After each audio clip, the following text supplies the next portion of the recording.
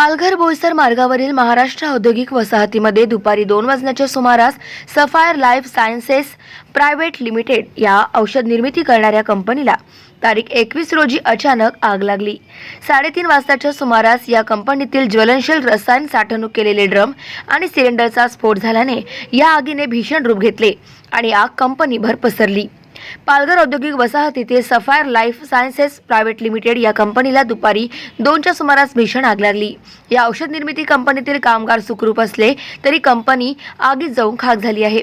3:30 वाजण्याच्या सुमारास या कंपनीतील ज्वलनशील रसायन साठवणूक केलेले ड्रम आणि सिलेंडरचे स्फोट झाल्याने या आगीने भीषण रूप घेतले आणि आग कंपनीभर पसरली। ही आग विझवण्याकरिता अग्निशमन गाड्या बोलवण्यात आल्या असून आग विझवण्याचे प्रयत्न सुरू आहे। अग्निशमनच्या 3 गाड्या घटनास्थळी दाखल झाल्या। कंपनीला आग लागताच कंपनीतील सर्व कामगार बाहेर पडल्याचे सांगण्यात आले।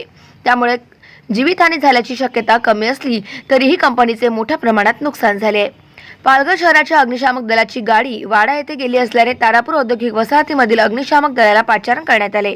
मात्र ही अग्निशमन व्यवस्था कार्यान्वित होईपर्यंत दुपारचे 3:30 पावणे 4 वाजल्याने आगीने रौद्र रूप धारण केले होते। कंपनीमध्ये असणाऱ्या ज्वलनशील सॉल्व्हेंट ड्रमचे किमान 25 ते 30 स्फोट झाले असून आग विझवण्यासाठी तारापूर औद्योगिक वसाहतीमधील 2 आणि पालघर अग्निशामक दलाचा 1 बंब प्रयत्नशील आहे। गाव माझा न्यूज करिता सुमित पाटील, पालघर।